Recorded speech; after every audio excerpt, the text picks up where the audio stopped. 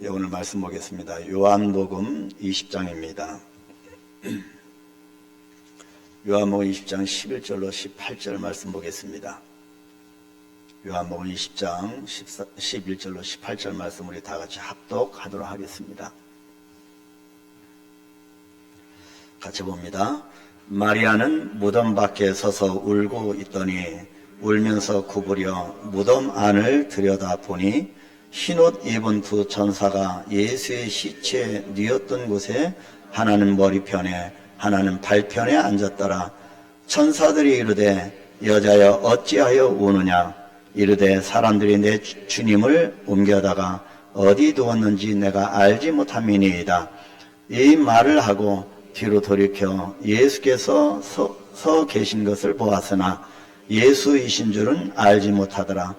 예수께서 이르시되 여자여 어찌하여 울며 누구를 찾느냐 하시니 마리아는 그가 동산지기인 줄 알고 이르되 주여 당신이 옮겼거든 어디 두었는지 내게 이르소서 그리하면 내가 가져가리이다. 예수께서 마리아라 하시거늘 마리아가 돌이켜 히브리 말로 라보니 하니 이는 선생님이라는 말이라. 예수께서 이르시되 나를 붙들지 말라. 내가 아직 아버지께로 올라가지 아니하였노라. 너는 내 형제들에게 가서 이르되 내가 내 아버지 곧 너희 아버지 내 하나님 곧 너희 하나님께로 올라간다 하라 하시니 막달라 마리아가 가서 제자들에게 내가 주를 보았다 하고 또 주께서 자기에게 이렇게 말씀하셨다 이러니라. 아멘, 아멘. 예, 여러분 부활의 기쁨이 우리에게 임하였습니다. 근데 표정 보니까 별로 기쁘지 않으신 것 같아요. 여러분 왜 우리가 부활 아침에 정말 최고로 기쁨이 이렇게 누리지 못하는 걸까? 한번 깊이 생각을 해보면 우리가 십자가의 고난, 이 고난 주간을 잘 지내지 못한 이유도 있습니다. 우리가 고난주간을 정말 주님과 더불어 십자가의 길을 걸었다면 예수 부활이 얼마나 큰 기쁨인지를 우리가 더 만끽하고 느낄 수가 있게 되는 거죠. 그래서 오늘은 이 본문 말씀을 통하여서 우리가 살펴보는데 우리 로뎀 찬양단이 이미 이 부활하신 예수님을 선포했습니다. 정말 어찌 보면 굉장히 감동이고 제가 연습하는 것을 쭉 목양실 이렇게 들어보면 오늘 마지막 곡도 거의 좀 안 맞을 때가 많았는데 오늘은 정확하게 어떻게 그렇게 정확하게 실전에 강한 로뎀 찬양이었다라고 생각합니다. 정말 감사하고요. 정말 칭찬하고 싶습니다. 정말 우리 한강교회 자부심이 될 만한 우리 찬양단이라고 생각되어집니다. 여러분 오늘 저는 이 본문 말씀 통해서 설교를 준비하면서 제가 좀 약간 이 설교 이 언어 형식을 좀 질문 형태로 좀 많이 하려고 합니다. 여러분 오늘 한번 자기 자신을 돌아보면서 우리가 예수님의 부활을 같이 축하하는 시간 갖도록 하겠습니다. 자, 구약에 보면 신명기 19장 15절에 이런 말씀이 나옵니다. 증인에 관한 말씀입니다. 사람의 모든 악에 관하여 또한 모든 죄에 관하여는 한 증인으로만 정할 것이 아니요 두 증인의 입으로나 또는 세 증인의 입으로 그 사건을 확정할 것이며 그렇게 기록합니다. 자, 성경은요 어떤 사건이 일어났을 때 반드시 2명이나 3명의 증인이 있어야 함을 말씀하고 있습니다. 왜입니까? 사건의 공정성 때문입니다. 어떤 사람이라 할지라도 억울한 일을 당하지 않도록 2-3 사람의 증인이 반드시 있어야 함을 규정한 겁니다. 자, 신약에도 마찬가지입니다. 마태복음 18장 15절로 16절에도 이렇게 말씀하고 있습니다. 네 형제가 죄를 범하거든 가서 너와 그 사람과만 상대하여 권고하라. 만일 들으면 네가 내 형제를 얻은 것이요 만일 듣지 않거든 한두 사람을 데리고 가서 두세 증인의 입으로 말마다 확증하게 하라. 자, 죄를 범한 형제를 다시 일으키기 위해서 권고할 때도 두세 증인으로 함께 하라는 말씀입니다. 성경은 증인에 대해서 왜 이토록 강조하며 말씀할까요? 증인은 목격자로서 사건의 정확한 진실을 증명해 주기 때문입니다. 신약 성경이 예수님에 대하여 기록하면서 똑같은 방식을 사용합니다. 예수님의 탄생에 대해서도 증인이 등장합니다. 어김없이 증인이 등장하는데 동방박사들입니다. 동방박사 세 사람은 예물을 가지고 예수님께 달려와서 예수님의 탄생을 확인하고 그 사실을 많은 사람들에게 증언했습니다. 자, 예수님께서 달리신 십자가에도 어김없이 두세 증인이 등장합니다. 예수님의 어머니 마리아와 또 제자들만이 아닙니다. 자, 예수님이 십자가 지신 좌우편 십자가에 매달린 두 명의 강도 이야기가 바로 십자가 증인 이야기입니다. 이뿐만 아니라 예수님을 십자가에 못 박았던 로마의 백부장도 증인으로 등장합니다. 누가복음이죠. 23장 47절에 백부장이 그 된 일을 보고 하나님께 영광을 돌려 이르되 이 사람은 정녕 의인이었도다. 저번 금요기도회 때 우리가 봤던 이 백부장은 그는 정녕 하나님의 아들이었다. 그렇게 신앙 고백하는 것을 우리가 보았습니다. 모두가 증인입니다. 예수님의 부활도 마찬가지입니다. 예수님의 부활을 증언하는 이 4개의 사복음서들도 예수님의 부활 자체를 증명하려고 하지 아니하고 굳이 증명하지 않고 이 사복음서의 특징은 예수 부활의 사건을 증명하려고 하지 않고 그 대신 복음서들은 부활의 증인들을 내세웁니다. 도마의 이야기가 대표적이지요. 다른 제자들과 달리 예수님의 부활을 직접 보지 못한 도마는 이렇게 의심했습니다. 요한복음 20장 25절에 내가 그의 손에 못자국을 보며 내 손가락을 그 못자국에 넣으며 내 손을 그 옆구리에 넣어보지 않고는 믿지 아니하겠노라. 예수님의 부활을 믿지 못하는 겁니다. 예수님의 제자라고 하면서도 그렇습니다. 예수님의 부활을 보지 못했으니 믿을 수 없다고 하는 것이 도마의 입장이었는데 요한복음 20장 27절을 보게 되면 예수님께서 직접 나타나셔서 이런 의심하는 도마를 예수 부활의 증인으로 만드셨습니다. 내 손가락을 이리 내밀어 내 손을 보고 내 손을 내밀어 내 옆구리에 넣어보라. 그리하여 믿음 없는 자가 되지 말고 믿음 있는 자가 믿는 자가 되라. 그렇게 예수님이 말씀하시고 도마를 부활의 주님의 증인으로 세우십니다. 사복음서의 부활의 사건을 직접 증명하지 않고 사람을 자꾸 증인을 세우는 목적은 예수 부활의 증인들을 세우기 위함입니다. 오늘도 부활하신 예수님의 의미는 저와 여러분을 세우시기 위함입니다. 믿음 있는 자로 세우시기 위함입니다. 그래서 우리는 부활길에 우리는 더욱 믿음이 성장하는 그런 날이 되어야 할 것입니다. 자, 증인을 통해서 부활을 더 확실하게 증명하고 있습니다. 고린도전서 15장 3절로 8절 말씀에서도 예수님의 부활을 목격한 500명의 증인에 대해서 이야기를 합니다. 우리 한번 이 부분 같이 읽을까요?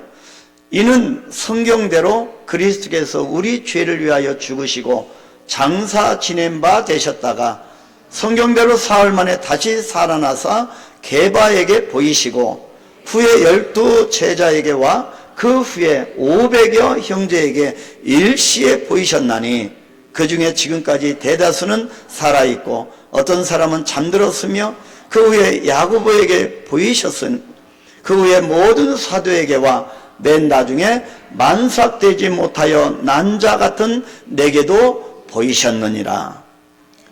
여러분, 사도 바울까지 증인으로 세움을 받게 된 겁니다. 자, 이것이 계속 흘러가서 오늘날 저와 여러분도 부활하신 주님의 증인이 되었던 겁니다. 아멘. 누가 증인일까요? 증인이라고 하는 의미는 무엇일까요? 단순한 사실 증명을 위해서만 증인이 필요한 것이 아닙니다. 오늘은 예수님께서 다시 살아나신 부활주일입니다. 사망 권세를 깨뜨리시고 이기시고 승리하신 찬란한 이 부활의 아침에 부활의 증인이라고 하는 제목을 정해봤습니다. 그래서 부활의 증인이라고 하는 이 제목으로 우리 한번 은혜를 상고해보는 시간을 갖도록 하겠습니다.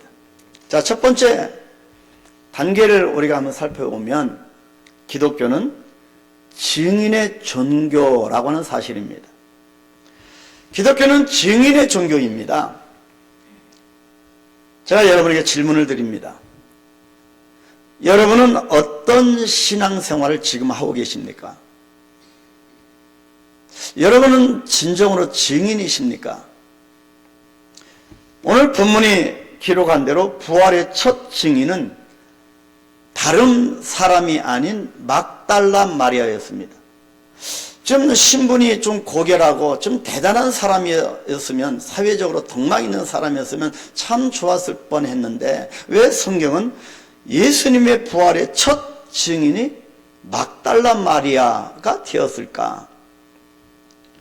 막달라 마리아는 성경에 등장하는 여러 마리아와 구분하기 위해서 붙인 이름입니다.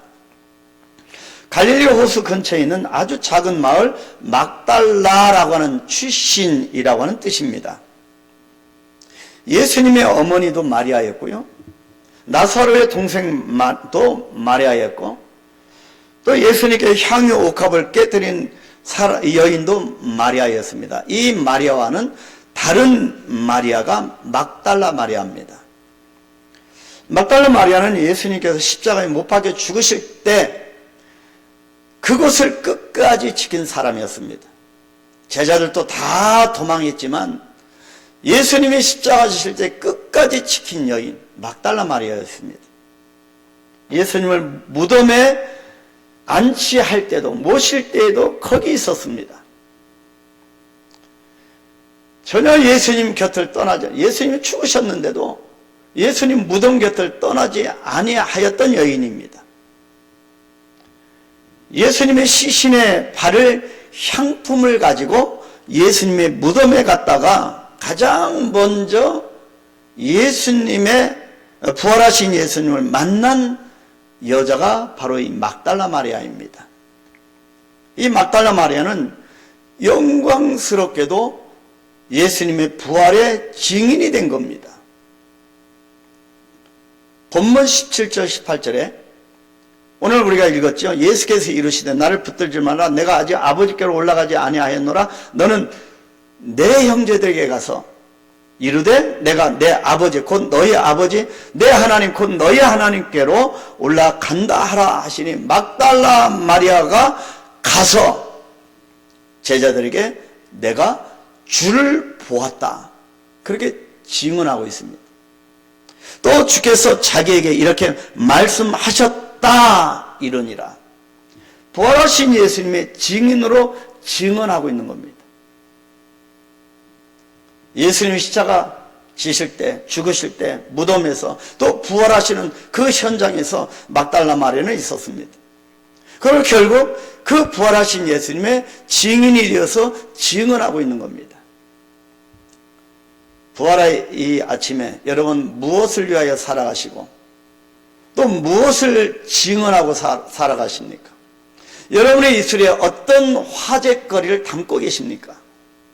막달라 마리아는 예수님께서 전하라고 하는 이 말을 제자들에게 선포하였습니다. 막달라 마리아는 어떻게 이런 증인이 되었을까요?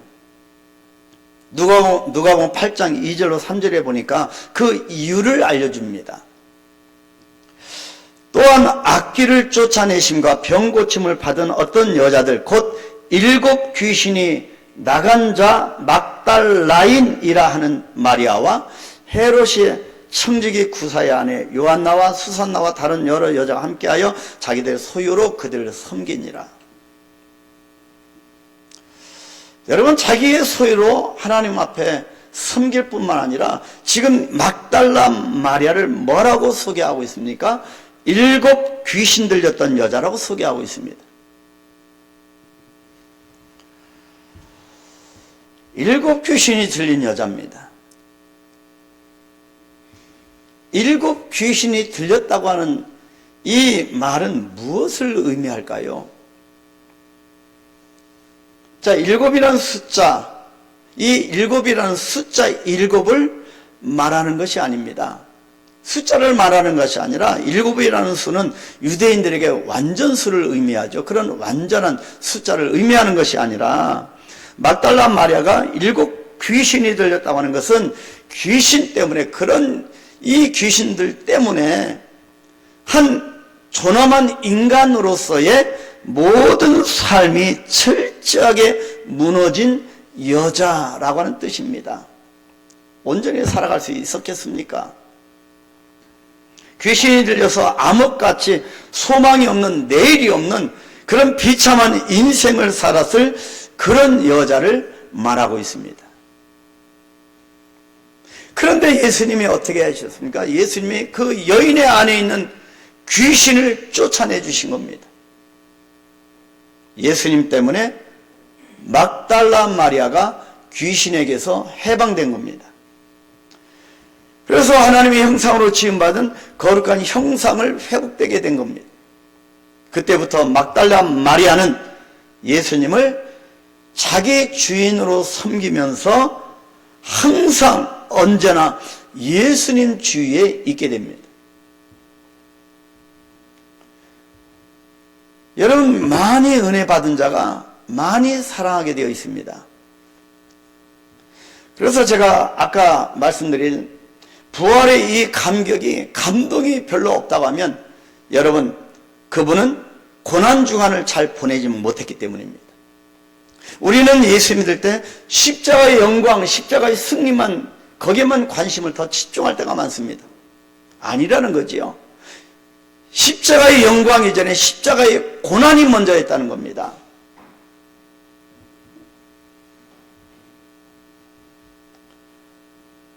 예수님의 사역, 예수님의 십자가, 이제는 예수님의 부활의 증인으로서 이 여인이, 형편없었던 여인이 변화를 받고 그런 주님을 증언도 할 수 있는 사람이 된 겁니다. 우리도 그런 증인이 되기를 소망합니다.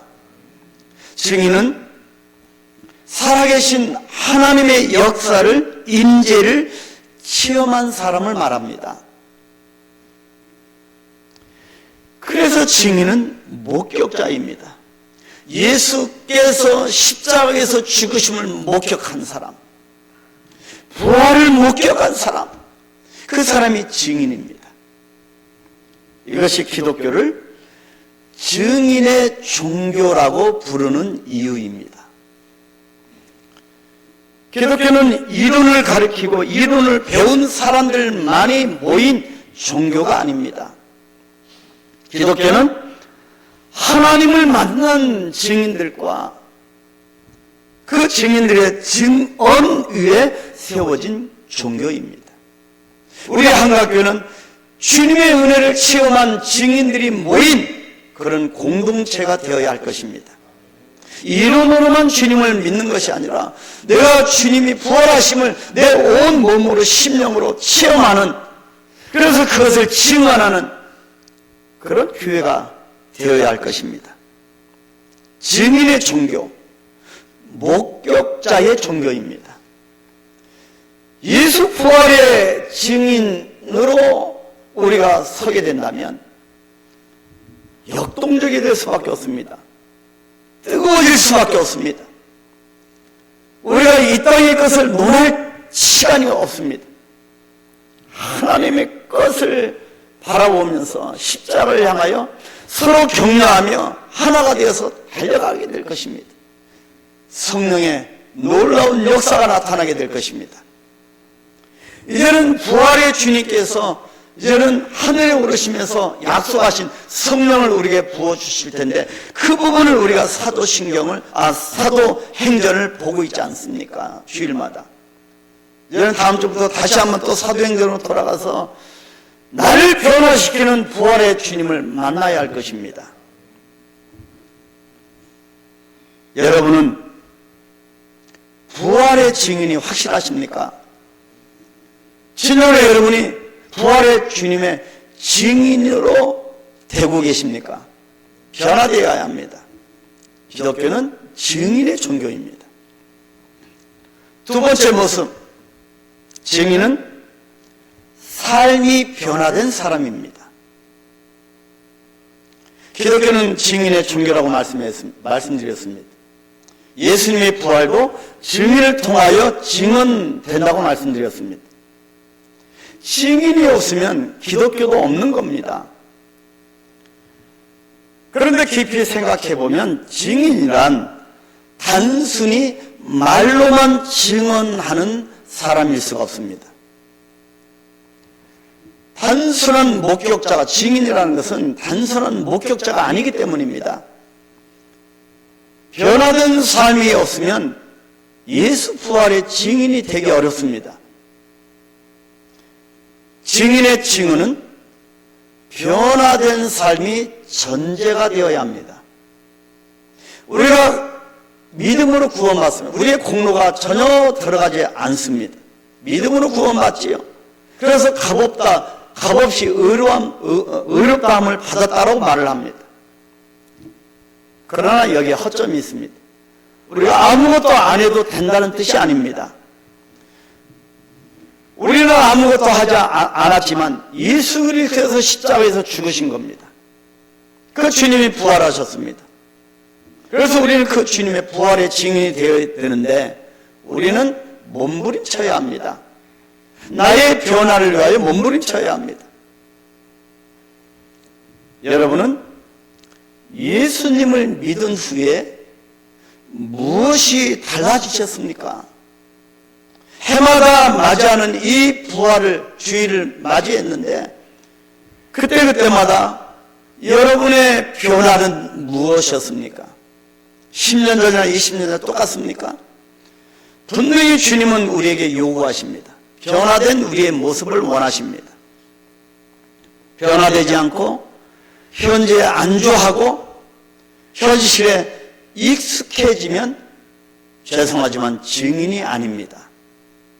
교회를 오래 다녀도 변화되지 않고 익숙해지는 분들을 봅니다. 교회 생활에 익숙해지고 기도 생활도 형식에 익숙해지고 사역에도 하나님이 우리에게 주신 사명에도 사역에도 익숙해집니다. 교회 다니는 것도 익숙해집니다. 성도들과 사귐도 익숙해져서 교회는 다닐 만한 곳이 됩니다. 그래서 많은 사람이 오늘날도 교회를 정할 때 다닐 만한 곳, 분위기가 어떻고 하나님의 말씀이 신실하게 성경대로 전파되고 있는가를 보는 것보다 분위기가 다닐 만한 곳인가, 그래서 자꾸 익숙함을 찾습니다.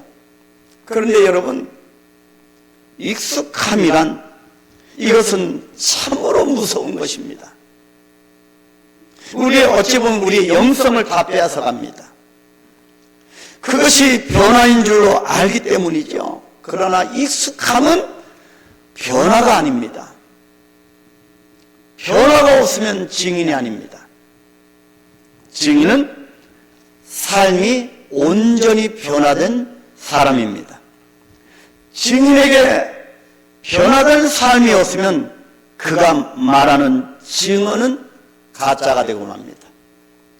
아무리 변화가 없는 사람이 예수 부활하셨다고 이 세상을 향하여 외쳐도 세상은 전혀 받아들이지 않습니다.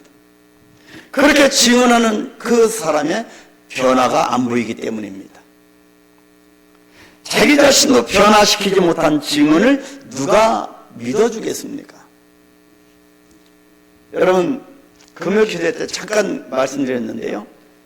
세 가지 T가 있습니다. 영어의 단어의 앞글자 T만 따서 세 가지 T가 있는데요. 트라이얼, 그리고 템테이션, 테스트입니다.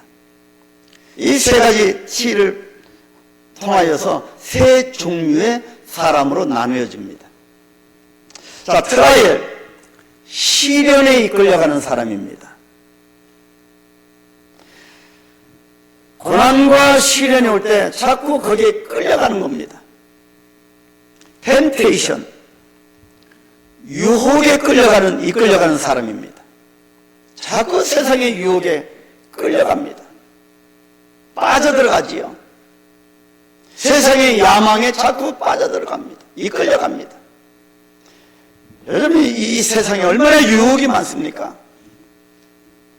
정치를 논할 때도 얼마나 비진리의 유혹에 빠집니까? 가짜 뉴스가 양산되고요. 흔들려서는 안 됩니다. 세 번째가 테스트입니다. 연단에 이끌려가는 사람입니다. 여러분은 어떤 사람입니까? 제가 오늘 좀 도전적으로 여러분에게 질문합니다. 여러분은 어떤 길을 걸어가고 계십니까? 아직도 트라이얼, 그리고 템테이션, 이 사이에서 시련과 유혹에 이끌고 있는 사람입니까? 그런 분이 참 많이 있습니다. 지금 현재 내 모습은 아니기를 바랍니다. 테스트의 단계로 나아가야 합니다.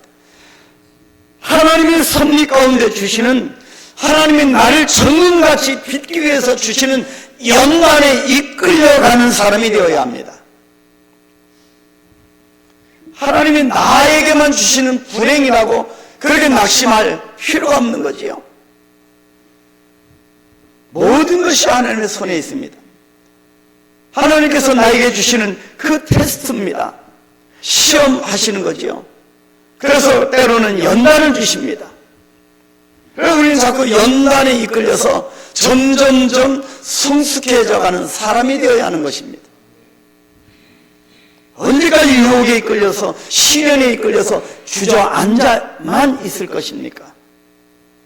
그래서 예수님이 부활하신 겁니다. 그래서 우리는 이렇게 기도해야 합니다. 하나님, 제 삶에 주시는 연단 테스트는 무엇입니까? 물질입니까? 건강입니까? 질병입니까? 그 연단으로 저를 변화시켜서 진정으로 하나님의 자녀답게 해 주십시오. 이것이 우리 기도 제목이 되어야 하지 않겠습니까? 하나님이 나를 통하여 내 삶을 통하여 영광 받으시고 하나님 나라를 향하여 내가 쓰임받을 것이 무엇이 있는지, 하나님의 영광을 우리가 돈을 버는 것이고 살아가는 것이고 옷을 입는 것이고 그런 기도를 해야 하지 않겠습니까? 우리 한강교회가 예수님의 이런 놀라운 연단을 받은 예수님의 제자가 되어서 하나님의 영광, 부활하신 주님의 영광을 위해 살아가는 우리가 되어야 하지 않겠습니까? 그래서 변화는 나를 만지시는 하나님의 손길의 결과입니다. 내가 아직도 성령에 비춰서 변화된 삶을 살지 못하였다 하는 것은 아직도 하나님의 손길이 부족한 겁니다. 하나님의 손길이 나에게 임하도록 몸부림쳐야 합니다.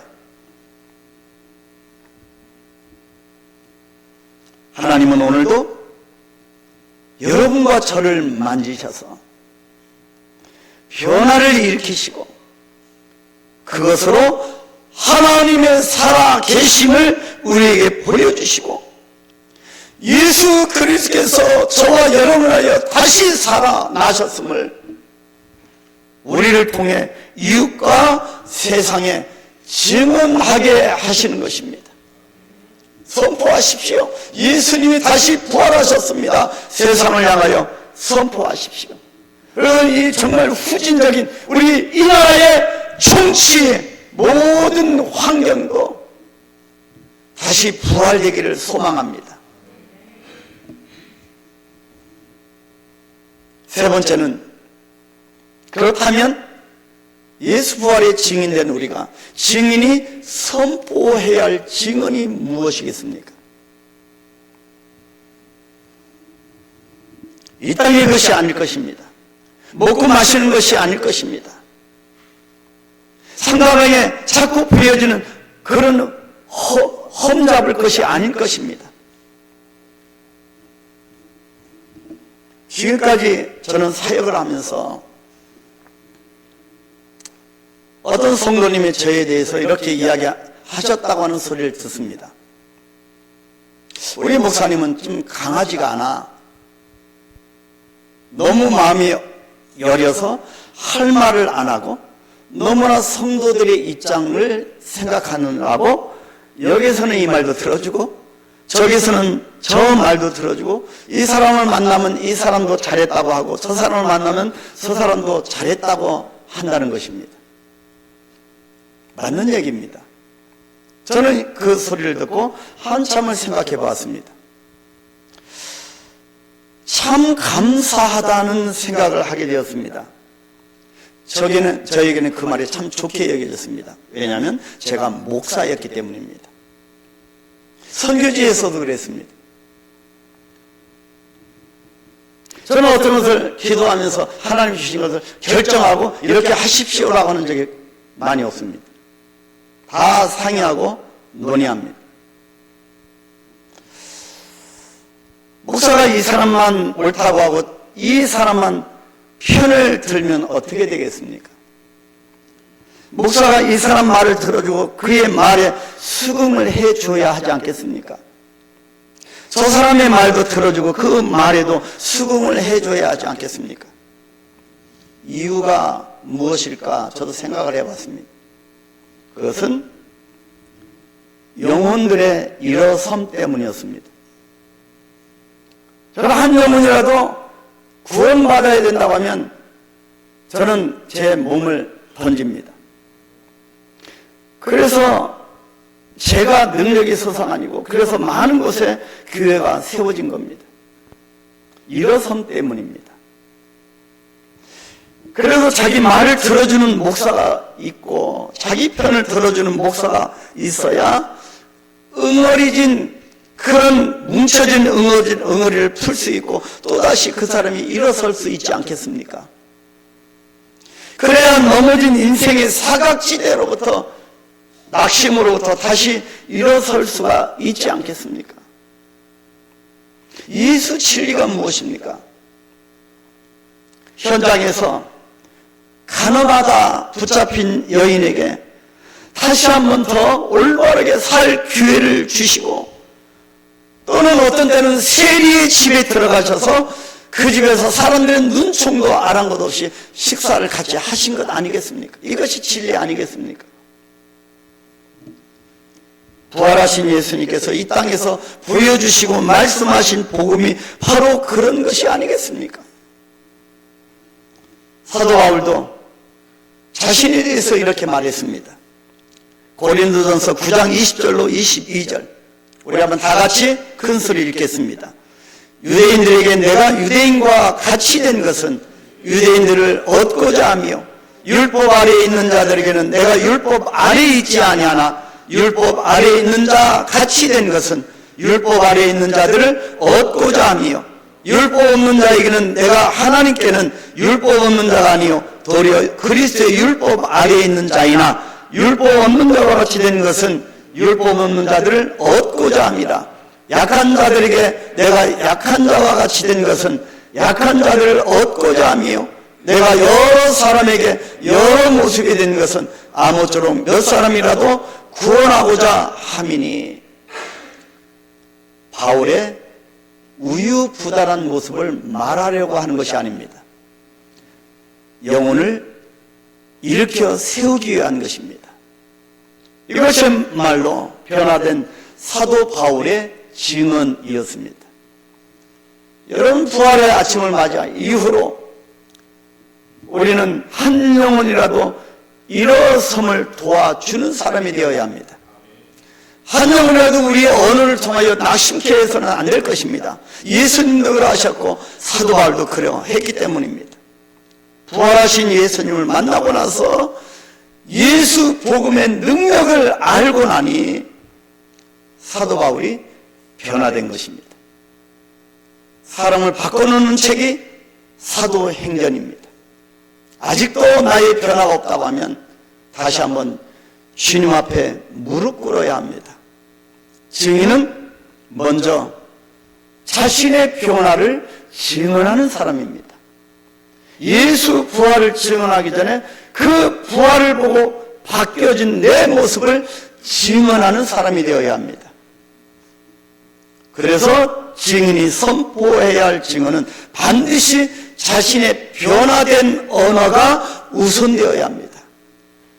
그렇게 될 때 부활의 증인으로서의 우리의 증언에 무게가 실리고 부활하신 예수님의 복음이 온 열방에 힘 있게 선포되는 것입니다. 저와 여러분은 증인입니다. 예수 부활하셨음을 증언하는 증인입니다. 마음껏 예수님을 부활하심을 선포하시길 바랍니다. 거기에 한 가지 전제 조건, 나의 변화가 먼저입니다. 사랑하는 성도 여러분, 여러분이 가장 많이 하는 말은 어떤 말입니까? 여러분 전화상으로 가장 많이 통하는 내용이 무엇입니까? 변화된 증인으로서의 증언입니까? 아무리 부활을 보았다고 하고 부활의 예수님을 만났다고 할지라도 그것을 증언하는 증인에게 삶의 변화가 없다면 과연 누가 증인의 내 말을 믿겠습니까? 정말 예수님의 부활을 만났다면 그 사람에게는 이 부활의 흔적이 새겨져 있을 것입니다. 우리 올해 2025년 부활주일에 우리 자신을 돌아보십시다. 내 안에, 심령 안에 부활하신 예수님의 십자가의 흔적이 새겨져 있는지 다시 한번 확인해 보십시다. 나는 오직 부활하신 예수님의 증인이십니까? 내가 증언하는 말은 어떤 것입니까? 그 증언이 어떤 변화를 이웃에게, 내 가정에게 일으키고 있습니까? 우리 모두 예수 부활의 증인으로 살아가십시다.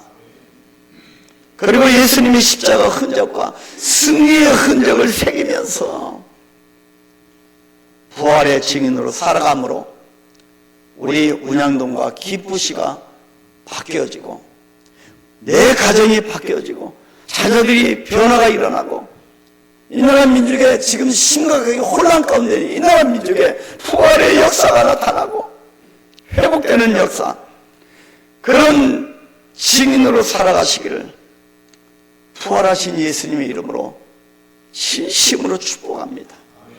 우리 한번 기도할까요? 부활의 주님을 만나고 변화되기 원합니다. 막달라 마리아가 귀신 들린 여인이 변화되었습니다. 증인이 되었습니다. 우리도 막달라 마리아처럼 예수 부활의 증인이 되었습니다. 하나님의 은혜입니다. 이제는 우리가 어떻게 살아야 될지 우리가 결단해야 합니다. 여러분 결단하십시다. 하나님, 부활의 예수님을 선포할 줄 아는 그 정도의 사람이 되게 하옵소서. 하나님, 증인으로 살아가게 하옵소서. 그래야 이 땅의 것에 유혹받지 아니하고 하나님의 것을 위하여 살아갈 수 있도록 축복을 우리가 다 같이 기도하겠습니다. 주여, 하나님 아버지여, 부활의 아침에 부활하신 주님을 만난 이 기쁨보다 아직도 부활의 주님을 증인으로 살아가지 못하는 나의 아픈 모습을 바라볼 때 참으로 안타깝습니다. 하나님 아버지여, 이런 부족한 나를 용서하시고 다시 한번 만나 주시옵소서. 진정으로 부활하신 예수님을 소유하게 하여 주옵소서. 진정으로 부활하신 예수를 만나서 변화되게 하옵소서. 그래 아버지는 이 세상 사람들이 변화된 나의 모습을 보고 할렐루야 예수님이 살아나셨음을 보게 하여 주시옵소서. 그래 나를 통하여 진정으로 이 부활하신 예수를 만난 나를 통하여 이 땅이 변화되게 하여 주옵소서. 우리 가정이 변화되게 하여 주옵소서. 아버지의 천지가 흔들리지는 것처럼 변화된 나의 모습을 통하여 우리 가정과 내가 서 있는 곳이 변화되게 하옵소서. 부활하신 예수님을 선포하는 우리 입술을 통하여 이 땅이 변화되게 하여 주옵소서. 하나님, 예수님이 부활하셨습니다. 우리는 예수님, 부활하신 예수님의 증인입니다. 우리 입술을 통하여 예수 부활하셨음을 선포할 때 이 땅에 변하게 오게 하여 주옵소서. 우리 가정이 변화되게 하옵소서. 변화된 나의 모습을 통하여 우리 모든 이 땅의 사람들이 변화되게 하옵소서. 부활하신 예수님을 진정으로 인정하게 하여 주옵소서. 그래 부활하신 예수님, 승리하신 예수님의 이름으로 우리가 승리의 삶을 살아갈 수 있도록 은혜 베풀어 주시옵소서. 감사하며 예수님의 이름으로 기도하옵나이다. 아멘.